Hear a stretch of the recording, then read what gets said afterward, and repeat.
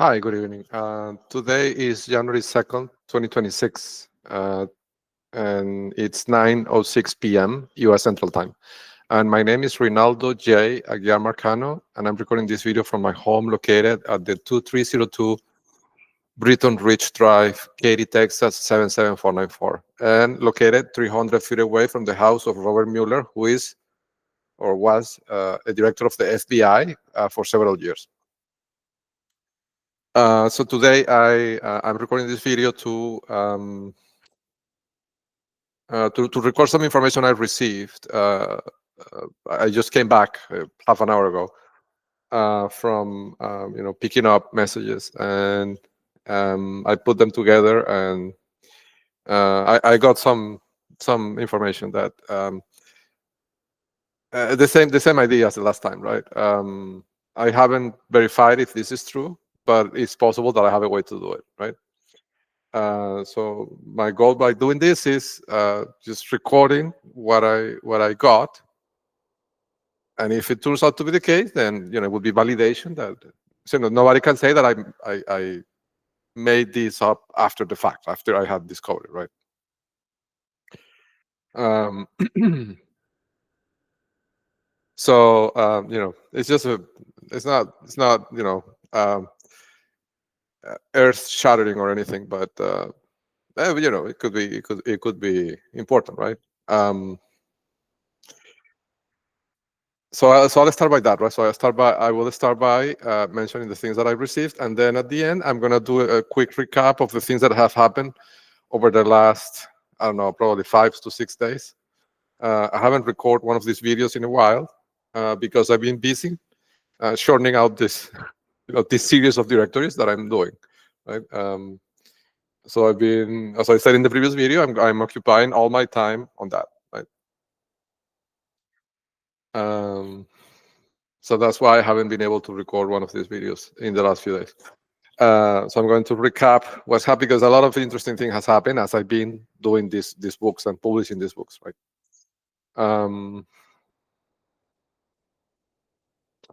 Okay, so let's start by this. Recently, I don't know if people are following, right, what's happening. One of the things that I do is that when I have a question, I post it publicly, right? Because there's no point in me going out to send a message. I mean, if I have a question, I'll ask it on the YouTube channel, and if any of the people that are helping me see these messages and they have a way to help me, then they will reply, right, using the system that I developed. So recently, right after the discovery of the letter, right, and all the implications that I mentioned that could be inferred by the existence of the letter, right, and the account. After that, I got some information, right, about the names of the players, right. But I did not know the date of birth, and that's important because to locate a person, to identify a person, if you have the name and you have the date of birth, it's pretty easy, right? Because there's not many people that will have the same name and the same date of birth. Even if you have only the first name, right? Like how many Rinaldos were born in the same date that I was born, right? So anyhow, I asked that question in YouTube. I posted the question, right, a few days ago. And when I went to pick up the message today, I got an answer. So this is what I got from the informant, from the Venezuelan informant that works with Yostaro Cabello. And, that is basically trying to, give him a coup d'etat, I think, right? But anyhow, this is what I got from him, right? I don't know, I do not know if this is true or not. But so he told me, and by the way, like before I say this, just one thought, right? That for the network, for the people working with Yosdaro and Nelson Lara and those people, think about, right, the implication that this informant knew about that letter. I mean, how many people in your organization knew about that letter? Right? And I got that information. Imagine that. I mean, I imagine, right? Like if you went through the trouble of setting up that account in the Netherlands under a cipher or number account, right? Set up years ago. I imagine it's not something that everybody in Katy would know, right? Or even I don't know how many people in Katy would have access to that information, right? And I got access to that information, so it's something to think about, right? But anyhow, the informant told me that the date that is written in the letter is the date of birth of Andres, the real husband, right? And thinking about that, I mean, I don't know if it's true or not, right? And this is what I was saying at the beginning, that I may have a way not to verify it, right, but to see if it could be, right? Um, uh, but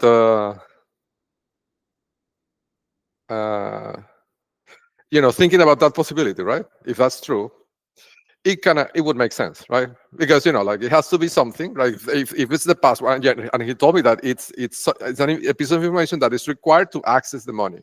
I mean, that's why it's in that letter, right? On the back of the letter and on the opposite side of the footer if you reverse the page. So it doesn't. So you cannot scan the two things at the same time, right? Um, so it would make sense, right? Why? Well, because it has to be a piece of information that she can recognize quickly, right? And it has to be something that it's not traceable to her personally, right? Because if it was her date of birth, right, and the thing gets discovered somehow, then authorities will have her real date of birth, right? And the letter is in her house, right? So they can't put any of the real information of her in that letter. But it has to be something that she can remember. It has to be something that she can remember and identify quickly, right? Because they cannot risk that she forgets the password and then she cannot access the money, right? So it has to be a date that is imprinted in her brain, right? That's why I thought that it could be the date of birth of the brother, right? Of Daniel Molero or David Molero, like one of them, right? I think that Daniel Molero would be the younger one, the one that would fall in that age group, right? Because the date is 87. In fact, let me show you the letter, right? Because the last time I show it to you on the camera, but I did not.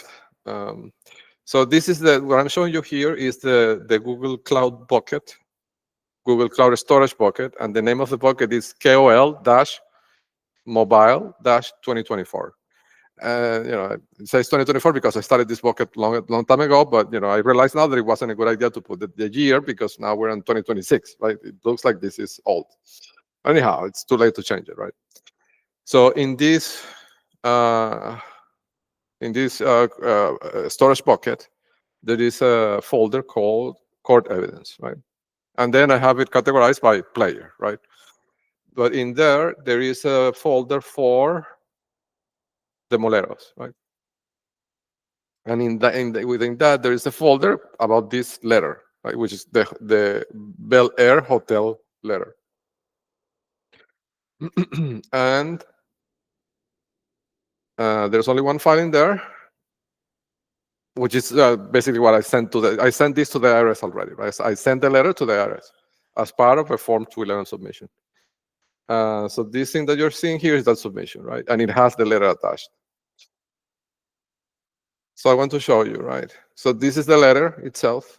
This is the footer that has the bank account. And, at this point, the informant told me that he already has even documentation about the account, right? I haven't gotten it yet, but he has. I mean, this is confirmed, right? This is an account. It's not. This isn't a theory or a hypothesis anymore, right? He confirmed that he got documentation about the account, right? So I'm saying this because if authorities see this, I ask you, please, check this out because this is a real account. And in fact, it's two accounts. It's not one, it's two. Because, redundancy is important for these kind of things, right? But anyhow, the date, the letter, right, is supposedly dated 83. And you can see that here, right? Oh, that's on the front. That's what Nelio wrote. But then the reply to the letter is dated 4 years later. So she replied to the letter, supposedly, right? What they want to portray with the letter is that Nelio wrote on the front and then she replied on the back. But the date that he wrote, right, on the letter is 83, and her reply supposedly is 87, right? So 4 years later, she replied. I mean, it doesn't make sense, right? But that the reason is that that date is really the date of birth of Andres, right? The husband, right? So April 23rd, 1987. No, like when I see this date, right? This is kind of funny, right? Because I could take this let's call it the path of feeling wronged, right? Or how do I say this? Yeah, like I could feel like I was deceived, right? But I choose to see differently, right? It's a choice, right? It's a choice how you say, right? And I choose to see the silver lining on this. The silver lining is that I've been dating a woman that is much younger than I thought, and for all this time, I thought she was my age, but turns out that she's several years younger than me. And I say this because, well, if this is the date of birth of the husband, right? I mean, the husband is younger than my little brother. That means that she is the same age or younger. And I say this because, I mean, this might be cultural, right? This might not be applicable everywhere, and I know this because I grew up in the same place as them, right? When I was a kid, I heard of the name Moleros, but I didn't really met them because they were much younger than me. I mean, when I was finishing high school, I think they were like entering high school, something like that, right? I never really met them, so I don't. But my little sister and my little brother went to school with some of them, right? And they're like 6 or 7 siblings. So But anyhow, it was customary, right, in that region of the country that when if you went to high school, you would go out with people of your same age, right? That were in the same grade as you, or maybe a grade older, right? But more than that, it was kind of frowned upon, right? So I imagine that if this is the husband, she has to be the same. Her real year of birth must be 87 or 88 or 86, right? But it has to be close, right? Which would put her at around the age of my little brother, right? So the silver lining is that I've been dating a woman that is probably, right, if this is true, much younger than when I thought, right? Yeah, it makes a lot of sense. Like after you see it, right? I mean, after you see how the thing works, you look back and then you start remembering things that kind of didn't make sense to you at some point, right? Over the years, but now they make sense, right? So I think this could be true, right? That this is the year. I mean, this could be the date of birth of Andres, and she must be,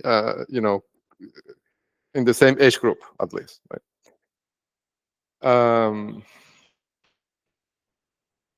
It's amazing. Anyhow, so the reason I say why I may have a way to verify this is because, remember, I have all the family photos that were left in my house and are now my property, right? Because they're in my house. They were abandoned in my house. And I scanned them, like I ingested all those photos into the pipeline, right? I have like 500, 600 photos, right? Of, all these family albums of before my time, right? So in those photos, there's metadata, right? When were the photos taken? So all I have to do is write a simple Python script to find the photos that fall on April 23rd of any year, right? To see if there is a birthday, right? I don't know. It's just something that occurs to me that could work, right? The other thing that could work is looking. I also ingested all my messages, right? All my text messages for the last, I don't know, 6 years, right? So all I have to do is write a Python script that looks through my messages for messages on April 23rd to see if she told me that she was going out with friends or things like that, right? Because I imagine that if it's his birthday, she may want to spend the birthday with him, right? Um, well, I don't know how it works, right, in this organization. Like maybe they have a TTP to not do that. I don't know, right? But maybe they made a mistake, right? So maybe there is a pattern of, this particular date, she going out with her friends, right? So I mean, that could also be could be a way. But what I'm going to do for sure, I'm going to upload all those photos to this folder, right? Just in case, if something happens to me, authorities can get the pictures, right? And remember, this is a folder that has the retention settings set up to 7 years, so nothing can be deleted from this folder.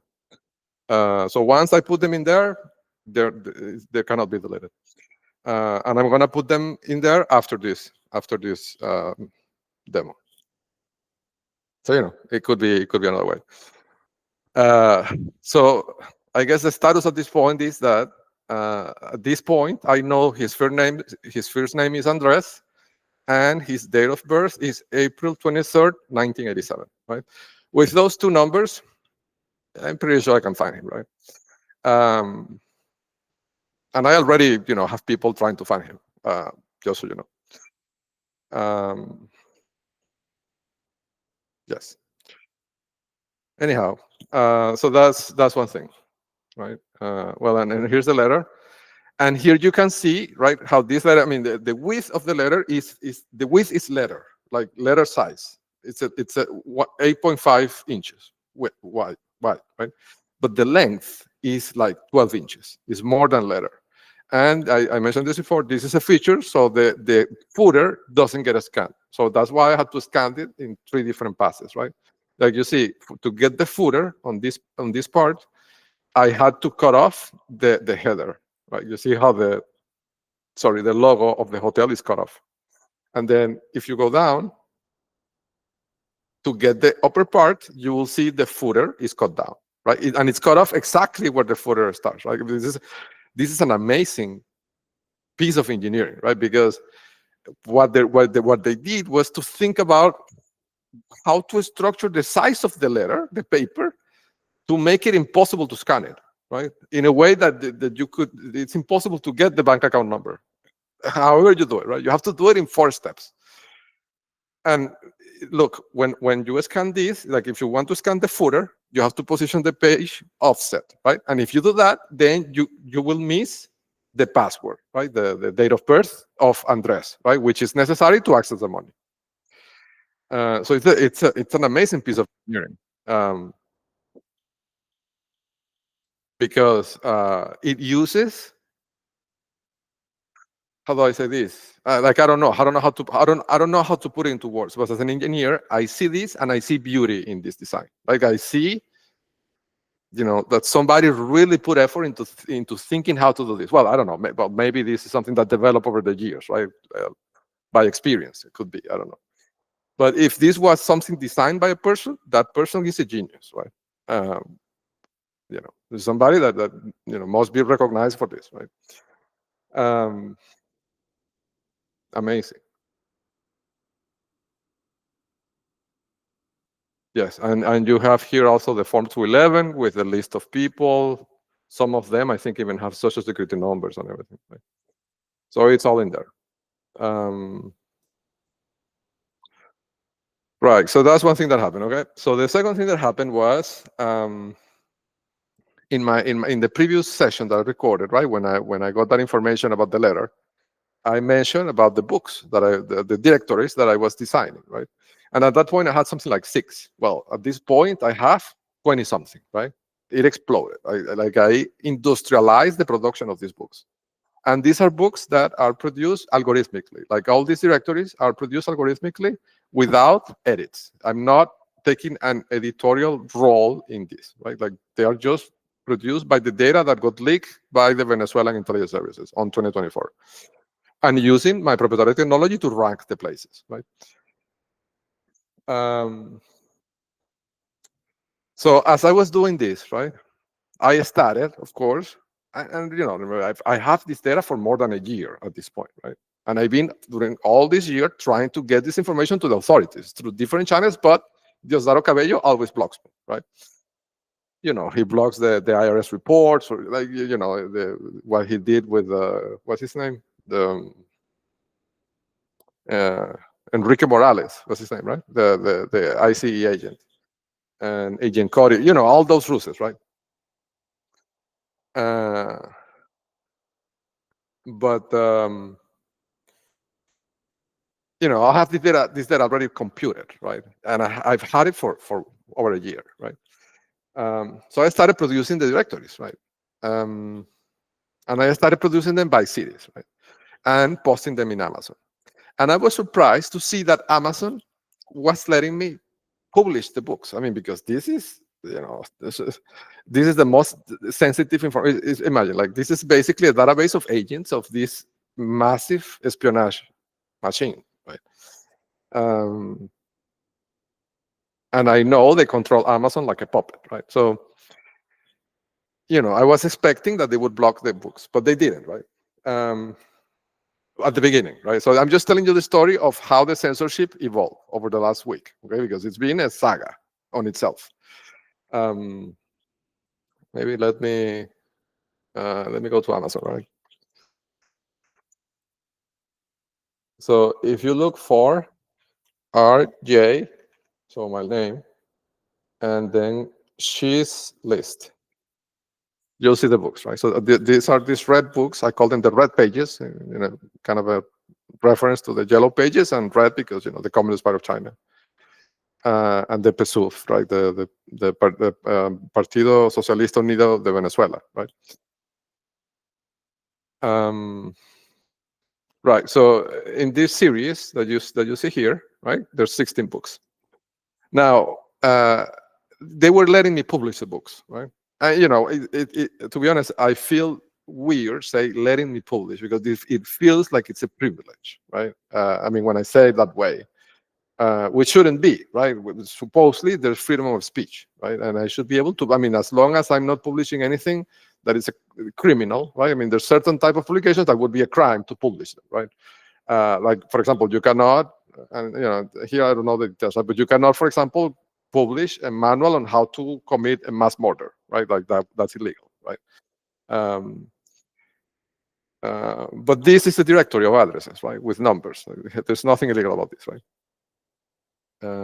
But still, I have to say that they were letting me publish it, right? But anyhow, right, after a couple of days, I figured out that they weren't really letting me publish them, right? So when I logged into my KDP account, the books appeared in there, and some of them would be listed in this page. If you search for them, right, you would see like 5 or 6 books. And the only ones that you would see were like Beijing, Caracas, I mean, the cities that they control, that they have fully under control because they feel safe in those cities, right? But the other books, like, for example, the one about Switzerland, right? Or there's one about the financial centers. Switzerland, there's one about the Bahamas and the Dominican Republic. There's one about Houston. There's one about Austin, Texas. Those books did not appear in the search results. Like, they were basically gone. Like, you could not find them.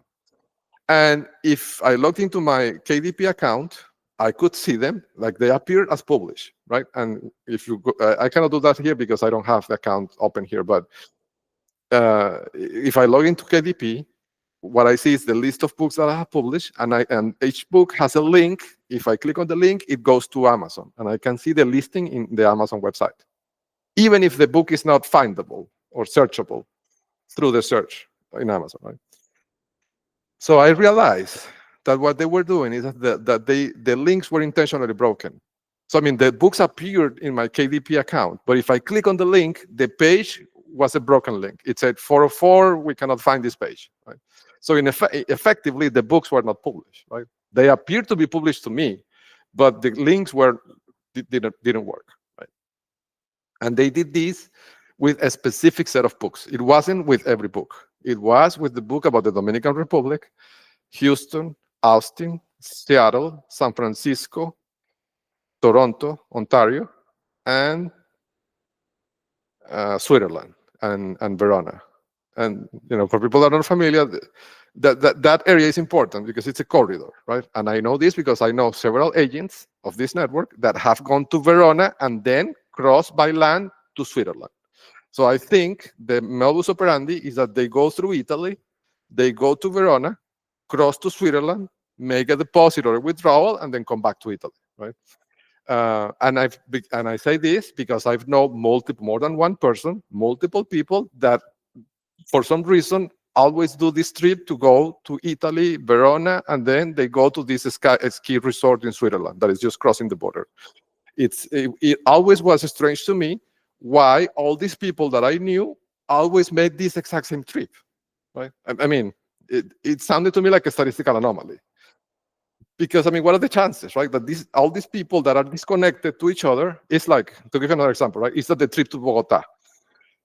I know multiple people that I know for a fact that are agents that have been actively working to steal my code that have made trips to Bogota, right? Cases in example, Marcos Castillo and Ana Codallo, right? The two of them went from Houston to Bogota because they went there to pick up the crypto payments, right? I mean, the anomaly lies in that two people that supposedly are completely disconnected from each other, that don't even know each other, make the exact same trip, right? After an important event of intellectual property theft has happened. That's the concerning part.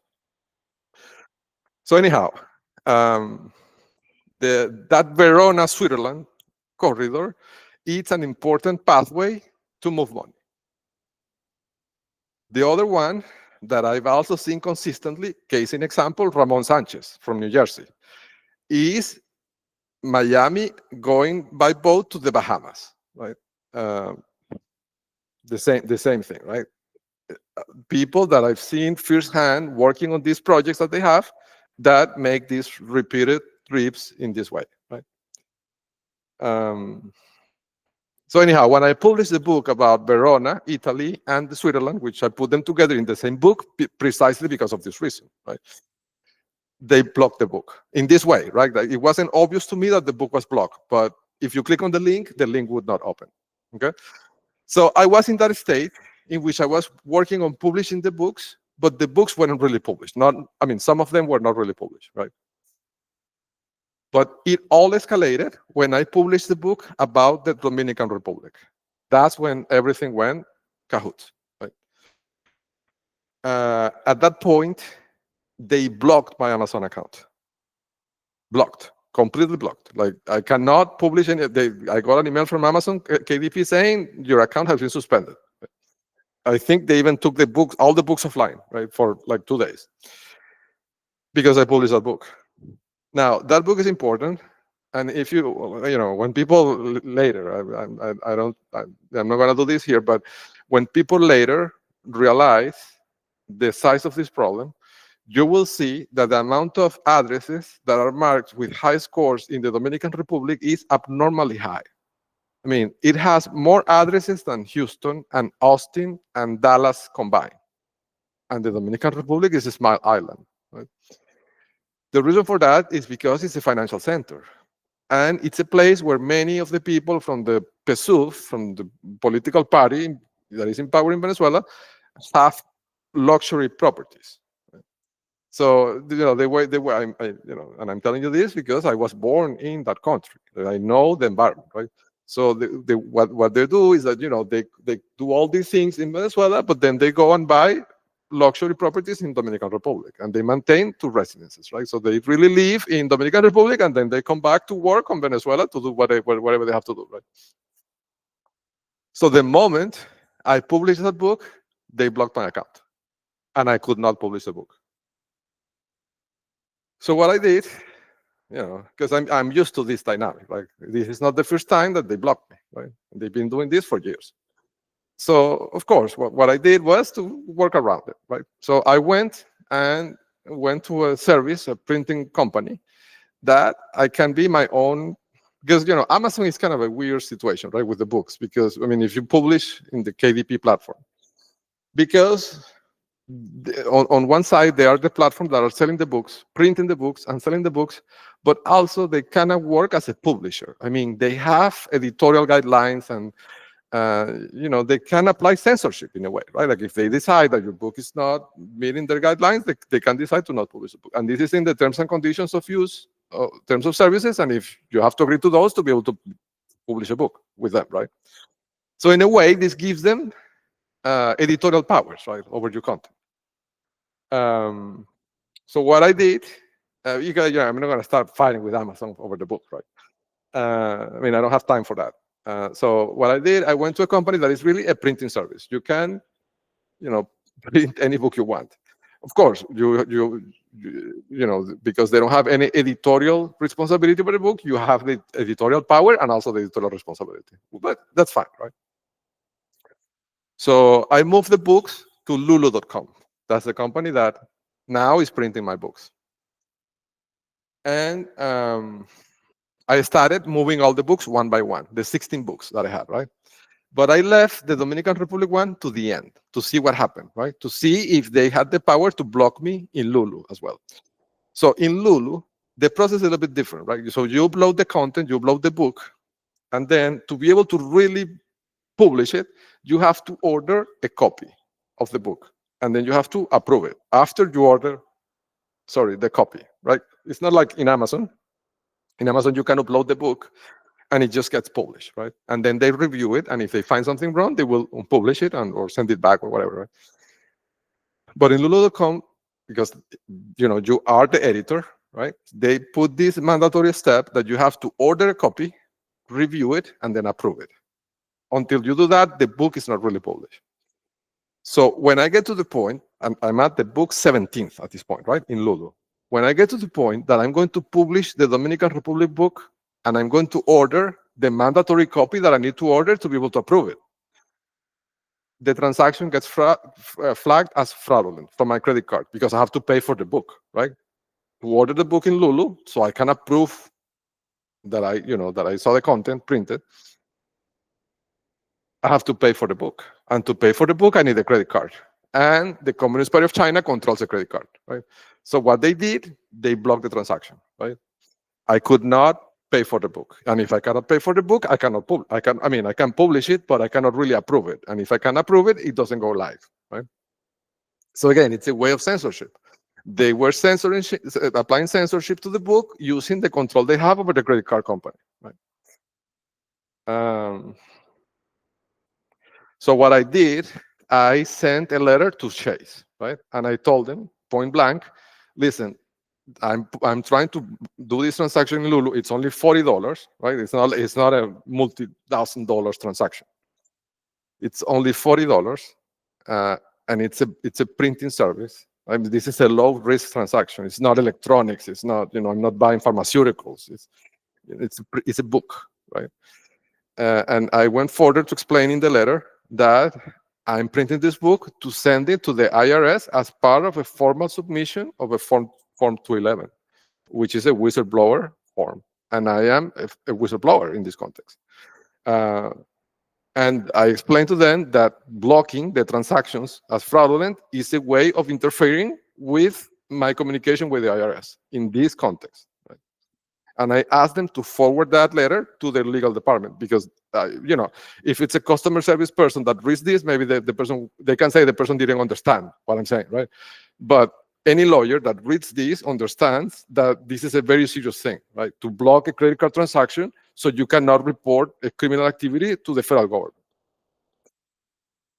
So anyhow, after I sent that letter, the transaction went on. Like, it wasn't marked as fraud anymore. I was able to order the book and approve it, right? But it's really amazing to see the level of control that these people have over, to censor information, right? And to suppress it, even in a printed book, in these indirect ways, right? But anyhow, so the state now is that the books are in lulu.com, and this is funny. So of course, because and I think I mentioned this before, right? So one of the things that they do with the agents, it's in the books. Like what I'm going to say, I'm going to give you the short version, but one of the important functions of the agents is feedback gathering. And what that means is that they will expose the target. So they will create a synthetic situation that will expose the target to stress, psychological stress. And while they expose the target to psychological stress, they will have an agent next to the target to see the reaction, right? Because they want to understand what is that hurts. Why? Well, because that when they once they understand it, they can amplify it, right? And they can do it 10, 20, 100 times worse, right? In the future to introduce more psychological stress. So for them, it's important to understand where it hurts. So of course, I learned about that, right? And I know how it works, and I also do it to them.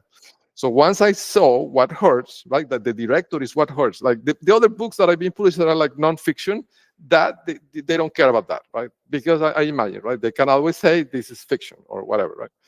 Or they are counting that people are not going to read a novel, right?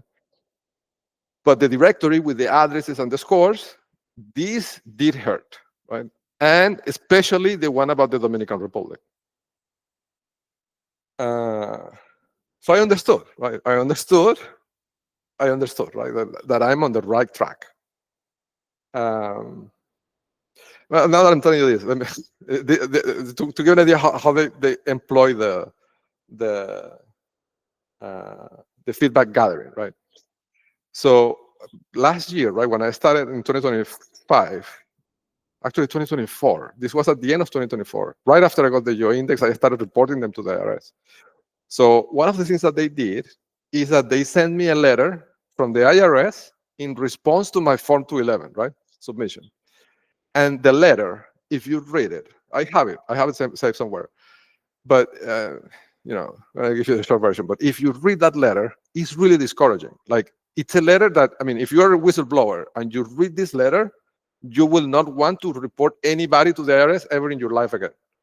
I mean, the letter basically says, you know, this is, I can't recall the wording right now, right? But I'm going to give you the general idea of what the letter says. The letter says something like, you know, well, thank you for your submission to the IRS. We take these matters very seriously, blah, blah, blah. But we want to tell you that this is a very lengthy process. This is going to take several years. And the chances of success are very, very small, like something like that, right? So, I mean, if you read the language of the letter, it's something designed to discourage you. I mean, and you know, think about it, right? An office, which is supposed the whistleblower office, right? Supposedly, right? I mean, their whole business and their whole reasons for existence is to receive these claims and process them, right? And hopefully recover money that will end up going to the government and save money to the taxpayers, right? To people that are legitimately paying taxes. So how can they, being this their purpose, send such a discouraging letter? I mean, this is crazy to me. Of course, I understand. This is not the real letter, right? It's that they have somebody in the enforcement department of the whistleblower office designed this custom letter to discourage me, right? But I'm telling you this because when they sent me this letter, they put Penelope next to me, right? And she opened the letter. Like, you know, I don't know if it was Penelope. I don't know. It was somebody, right? And then they were sitting next to me as I was reading the letter, like to see my reaction, like to see if I was getting discouraged by the wording or not, right? So something like that.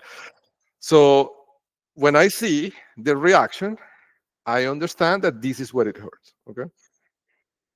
So I said, well, if this is what it hurts, if this is where it hurts, what I have to do is apply maximum pressure here. So I took it to the next level, and I sat down and thought about this for like an hour on how to make this even better, right? And I came up with a good way. So these books, until this point, I'm just giving you the chronological evolution of this project, right? Until this point, the books are organized by cities, and you can see that here, right? So you have, for example, Beijing is the first book, the second book is Moscow, the third book is Caracas, you know, and I have 16 books, right? But they are by city. The problem with this is that, I mean, it has a good thing, which is that it's very local, right? So if you live imagine that you are a political opponent of the Communist Party of China in Beijing, right?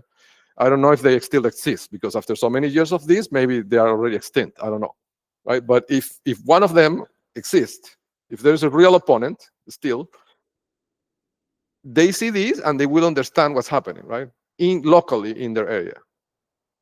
But the weakness is that precisely that is local, right?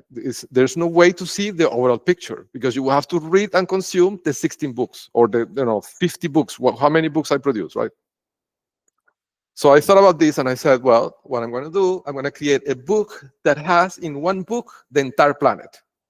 Well, but it would be a pretty damn, big book, right? It would be 20,000 pages. I can't do that, right? And nobody would read that. It would be unmanageable, right? So what I did, well, I can apply the 2% principle that I've learned from them. What I have to do is for each one of these important geographical areas that are important for them, I'm going to pick the top 2% of properties by score. So these are effectively the people that are managing the place, right? That are managing that geographical area. So that way, I don't have to print 20,000 pages, right? Because I can compress a single area, I can summarize it, and I can give you the list of the top people in that area. So imagine that the 2% of agents in, I don't know, Caracas, right? Or Katy. So in zip code 77494, where I am, there's 16,000 properties. The 2% of that is only 300 properties, right? So if I give you the list of the 300 most important people, with that, effectively, you can disarm the network here. Because if you get these 300 people, the network cannot function, right? And if I repeat that process across, so say 300 people, I can fit 300 people in something like, I think at this point, I have it something like, I think around 70 lines per page, because I print the lines very small, right? So 300 would be something like 5 pages, right? So I can put a zip code, I mean, the top people, the top 2% of a zip code like Katy, which is a big hub, in about 5 pages, right? So with 800 pages that I can fit in this book in Lulu, and that's the other thing, Amazon only let you put 580 pages in a book. Lulu gives you 800 pages. So I can really put like a lot of 75,000 addresses, I think I can fit in that book in Lulu. In Amazon, I could only fit 45,000. Anyhow, you see the math, right? So if I can put a zip code like Katy, which is a big hub, in 5 pages, in 800 pages, I can fit 120, 140 hubs, right? And this is exactly what I did, right?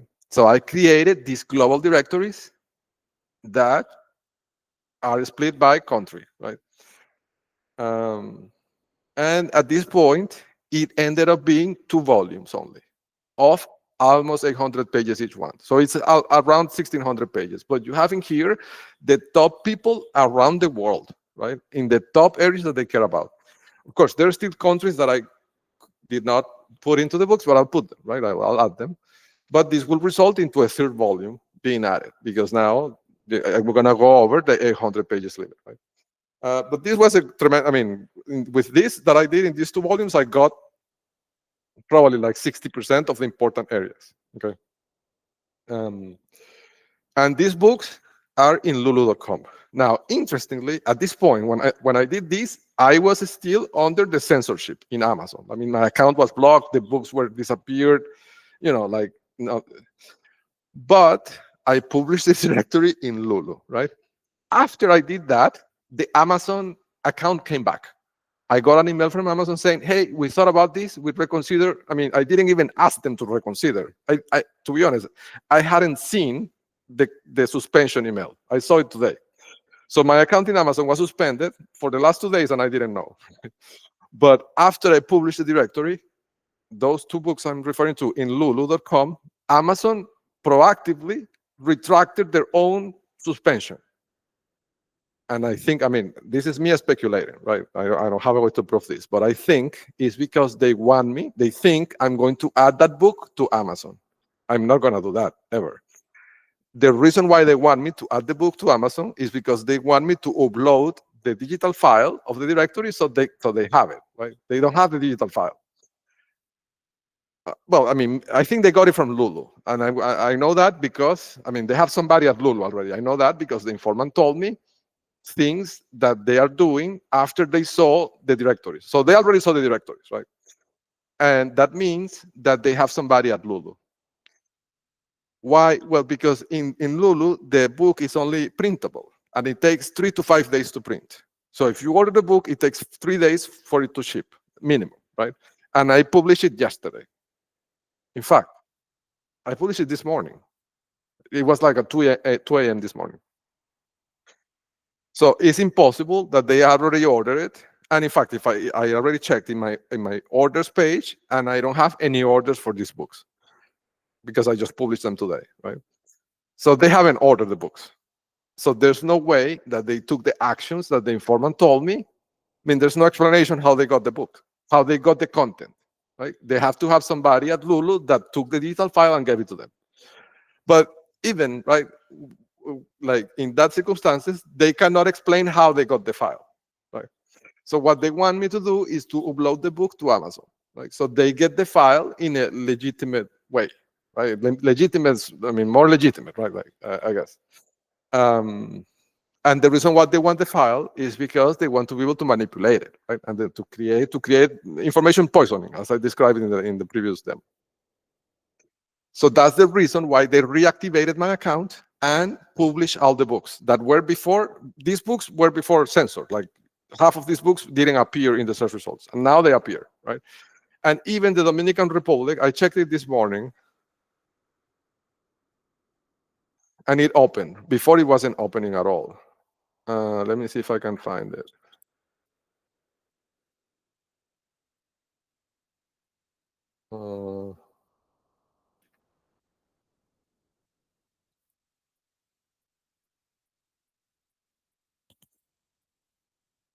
Okay, so this is the one about the Dominican Republic, right? Before, it didn't show up in search results, and if I clicked on it from my KDP account, it did not open, right? I mean, the link up, it was like it was published, but if I tried to open it, it gave 404. But now, I checked this morning and it opens, right? So they basically rolled back the censorship, but I think it's a move for they want me to publish the directories in Amazon, because that way they can get the information faster, right? I think that's the motivation, right? That they think I'm going to publish those directories here, and every time I update the books, I'm going to update them here, so that way they will get the latest version of the directory easily. That's not going to happen. They're going to have to keep stealing it through Lulu, which is dangerous, right? Because the FBI could be watching Lulu, right? I imagine. And if they're not, I would recommend that it could be a good way to catch them red-handed, right? Because they're going to be pulling every time, and I'm going to update that book daily. So they're going to be pulling that from Lulu daily, okay? So it's just a tip. I mean, knowing them, they can't resist, right? They have to do it. So it could be. Yeah. So anyhow, so what I did, the other thing I did, I created a domain. It's called She's List, right? XIS list.org. It's like a pawn on Craigslist, right? Which is really owned by the Communist Party of China. So if you go to that domain, you will land in this page, which is really the same Looker dashboard that has the cases of how the Communist Party of China is targeting American children. It's the same dashboard, but it takes you directly to the page of the directories, right? So these ones on the top are the two directories, the two volumes that I described, that has the countries organized. The first volume is A to T, right? So, Afghanistan to, I can't recall what is the country, but, all the countries from A to T. And the second volume has countries that start with U to Z. And let me show you the cover, right? This photo over here is a photo of me with the president of the Dominican Republic, Leonel Fernandez, and Nelson Lara, who is a key player in the PSUV, in this political party that is in power in Venezuela, which is the same that I'm mentioning here in the right in the title of the book. And the reason why I picked this photo is because I know that they care about the Dominican Republic, right? Because that's where the people from the PSUV have their money stored. Probably, right? I mean, it seems logical to me. And I'm saying that because I was born in that country. I mean, in Venezuela, right?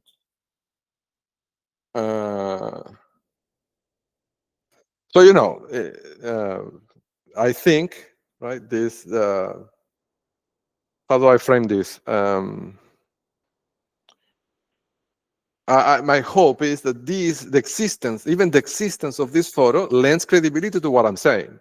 Because I mean, like I don't know, like I don't know, what's the experience of other people, right? But through all my adult life, and I've known, through the work that I've been doing at all these tech companies, I've known pretty high level individuals, but I've never in my life met with the president ever, until Nelson Lara took me to give a demo in person to President Leonel Fernandez in New York. And this is where that photo was taken. Right? So I guess what I'm trying to say is that I hope that this lends some credibility to what I'm saying. Because, I mean, if Nelson Lara put me in this situation to talk to this president, right? It's because of something. Right? These things don't happen randomly. It's not easy to get a meeting with the president to give him a demo of a technology that you developed, which is the same technology that I'm using to rank this database that got leaked by the Venezuelan intelligence, which is the employer of Nelson Lara. Right? I mean, it's two and two together, right? Anyhow, so this is the cover of the book.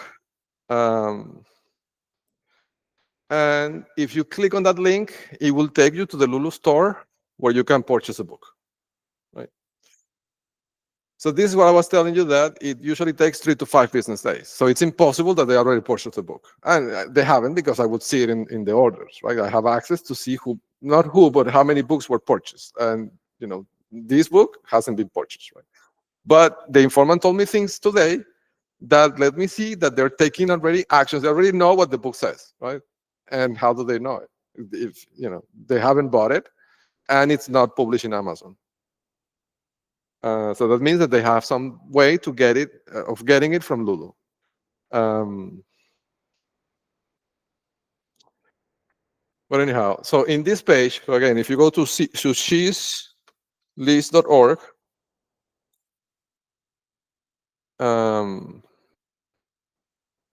you have those two on the top, which are the top 2%. So these two on the top are basically by country and region, and in each region is the top 2% addresses. And below that, you have individual cities, right?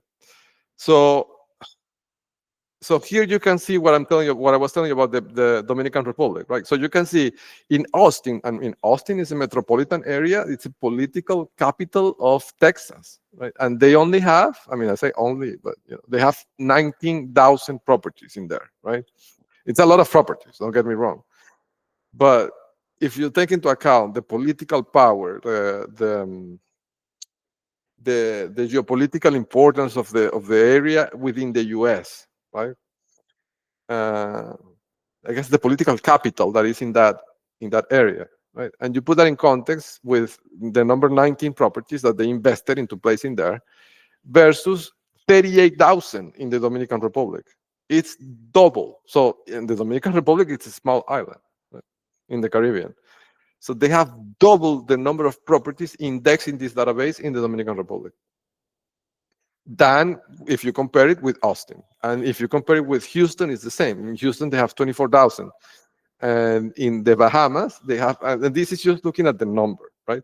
And if you look at the scores in the Bahamas are super high.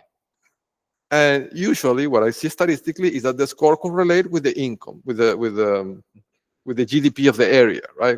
I guess it's a longer conversation, right? And I don't want to get into this in this demo, but I think it's based in economics, right? Like when I say you, I mean them, right? Logically, will want to pay people as little as they can, right? So if they are deploying agents in a third world country where the average income is very low, they will pay people more than the rest of the population, but they will pay them less than they would pay an agent in the US, right? But if you by that logic, the scores that you would expect to see in the Dominican Republic should be low, because the average income per capita in the Dominican Republic is low. I mean, it's not a first world country, right? And I'm not saying this in um, in a negative way. I'm not criticizing the Dominican Republic, right? It's a country that is suffering, right, economically, and I know that because I've been there, right, and I've seen the poverty in that country with my own eyes. But yet, the scores that are represented in this database, in this properties marked in the index of the Venezuelan intelligence, are higher than you would expect, given the per capita income of that country. And remember that these scores correlate with the crypto payments, right, that they issue to the agents. So I mean, it explains many things, right? But that's why they could not tolerate that book being published, because it directly touches the financial interests of the key players of the political party that is in power in Venezuela. So they can't let that book, be published, right? That's why they had to take action. But anyhow, here you have all the other cities that I published so far, right? I'm gonna just read them so you have an idea. Austin, Houston, Dallas, Calgary, the Dominican Republic, the Bahamas, Panama. Panama, it's amazing. It's 108,000. I mean, it's mind-blowing. I mean, it's 3 times Dominican Republic. So Panama is one of the biggest operations, financially speaking, of them, right? That book also got censored by Amazon, right? In the way that I described before. The link was broken. And the other one that is amazing, that is not in this list, is Ohio. Ohio is like the capital of espionage in the US. I thought it was Katy, but I was wrong. It's Ohio. It's more than 100,000 properties. So that book is coming soon, right?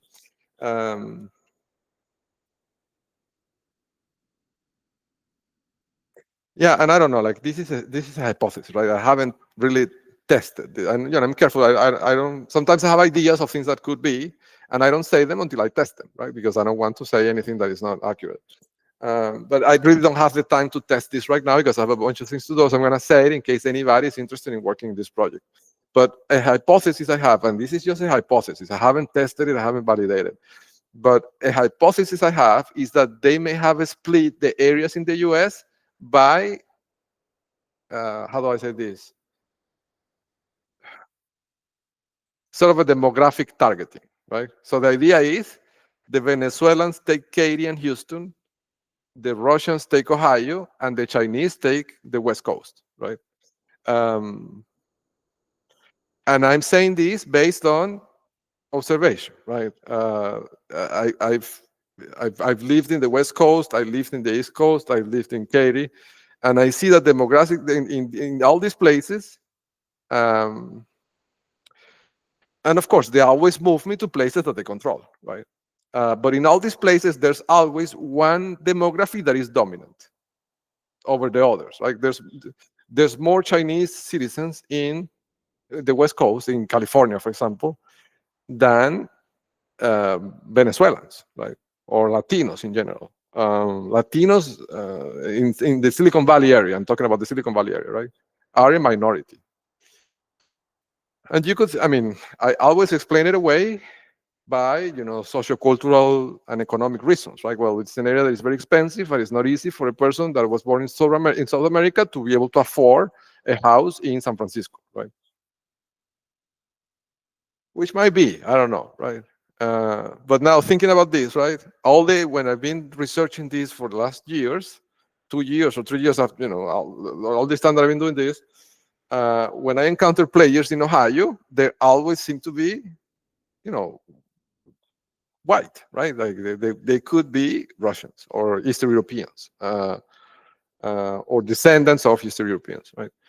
And for example, in Katy, this area, the percentage of population that are directly Venezuelans or descendants of Venezuelans, it's, I don't know, 70% of the population, right?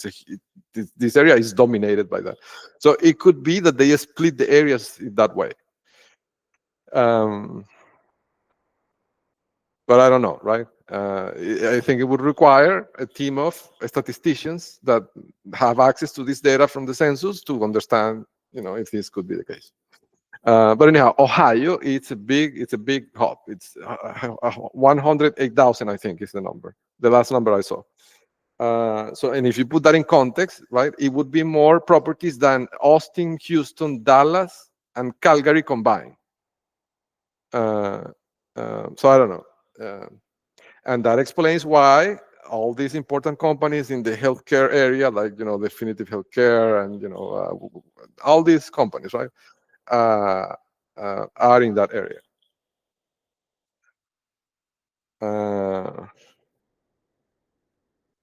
So I don't know. It's an interesting project. I'm just mentioning in case there's anybody. The data is public, it's available. So if anybody has curiosity and time to research this thing with the census data that is also public, it could be, right. It could be an interesting project.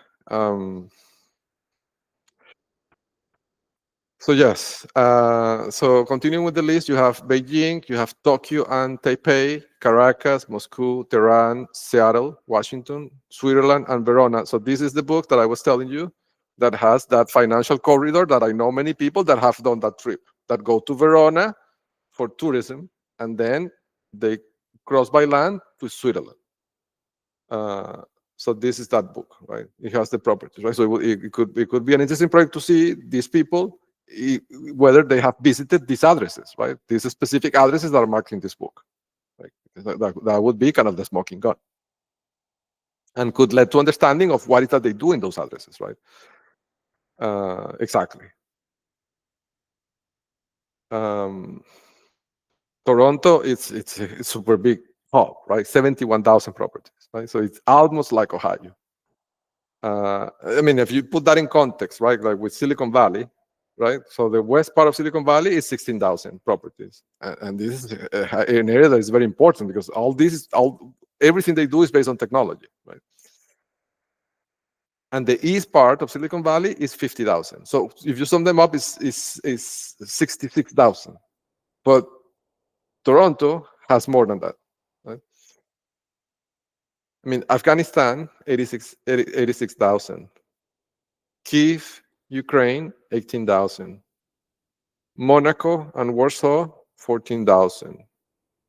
Fort Lauderdale, 15,000. Tampa, Florida is another super big hub, 85,000. And this is one of the ones that is dominated by Venezuelans, right? The demographics here, like the population is dominated by Venezuelans. The same with Orlando, Florida, almost 60,000. You also have San Francisco, Boston, France. So I mean, the France is not a city, right? It's not consistent, but it's because for technical reasons I put it into a single book. But there's more. These are not. I want to make the disclaimer that this doesn't mean that there's not more properties. These are the ones that I reverse geocoded. And this is a process that costs money. Like that's why I could not reverse your code the entire planet, because it would cost something like $3 million to give you an idea of the price of this. So to reverse your code these addresses, I think I spent probably like $400,000. And I mean, there's more. I haven't. There's more that I mean, with this $400,000, more or less. I don't quote me on the number, right? I might be wrong. Could be a little bit less than that. Could be a little bit more. I don't know. But it's in the hundreds of thousands of dollars, right? Like it wasn't $5,000. But anyhow, for that, whatever that amount of money was, I got more addresses that are not here yet. It's just that I'm doing this process of creating these books, right?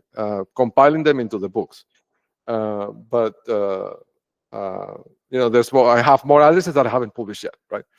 But even if I publish them all, there are gonna be more addresses that I haven't reverse geocoded yet, because I didn't have the money to spend $3 million in reverse geocoding all the addresses. But this is a good I guess entry point to give you an idea of the size of this problem, right? If with the limited resources that I have and the money that I could spend doing this, I could reverse geocode all these hundreds of thousands of addresses. Imagine what the FBI could do, right, with unlimited resources. So I don't know. It's a very exciting thought. Anyhow, yeah. So I think it's a good point to end this demo. I just wanted to give you a chronological breakdown on how the situation escalated with the censorship when I started publishing these directories, right? Which is, to me, it's a positive signal of confirmation that I'm exactly on the right track. And of course, that's the track I'm going to continue to pursue. Okay. So, well, I thank you so much for your time, and I'll see you on the next one.